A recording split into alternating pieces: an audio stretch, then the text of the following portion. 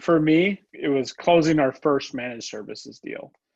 I would echo that. I think there's a sense of relief when the things that you've been proposing that you can deliver for a customer are reciprocated. It's a reaffirmation of the product that you're selling is going to create value for a customer. I think those are important milestones of when you close bigger deals that represent kind of a step change for your business and what you can invest in and people you can hire. I think those kind of bigger wins from a sales perspective are fun to celebrate.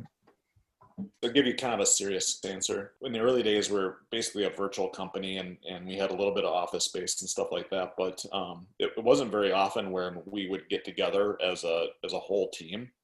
And in the early, I don't know, must have been a year or two in, we had a holiday party. It was one of those first times, at least for me, where like everyone got together and we're in the same room and they brought their families as well. It was a little bit of this overwhelming feeling of, wow, you know, this is really something. One of our guys, his wife came over to us and said, I'm really glad you guys put this together. I said, oh, thanks. She says, because I was worried you weren't really a real company. And I said, well, thank you. I appreciate that. It feels like we're a real company now as well, to me. All the holiday parties, it's really fun to see the number of lives that we've impacted, hopefully, or that phData impacts in a positive way. And that's a real special moment for me, definitely. Last year, we opened up our new Bangalore office, and that was incredibly moving and just a really important part of our milestone as well. And beautiful office. I really wish we could be in it right now, and we'll certainly get back to it. But that was another milestone that you're proud of what the team has done there.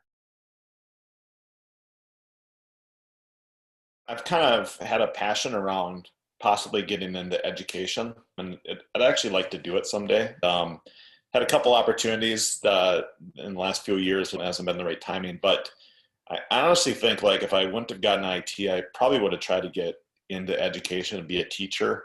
Hopefully, maybe there is that opportunity for me in the future. You learn things as you get older, so it's hard to say, oh, I would have done this. But there's two things that have kind of cropped up that recently my interest has grown in these two areas. One is allergies. I think I'm fascinated that allergies can start at any time and you can do that. And I don't know what it takes to get into this, but using data and like analytics to evaluate, I feel like there's something there that is very hard to track down, just diagnosing each individual, right? And broader treatments and stuff like that. And I don't know whether I'd be good at this or what it is, but it's an interest of mine because we have some family history of allergies and then some friends and stuff that have allergies. And not that I would solve anything, but it's just an interesting kind of hard problem that I think I'd be drawn to.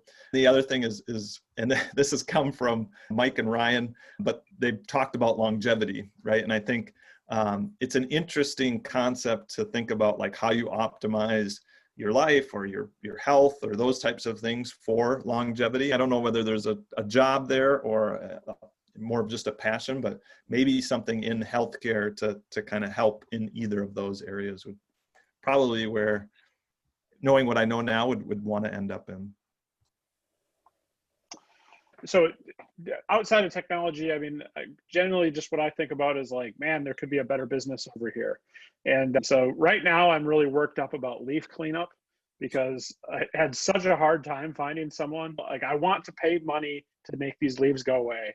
And it is just so hard to get it done. So right now my passion would be like, I'm going to solve leaf cleanup for the entire world. It's going to be a great solution.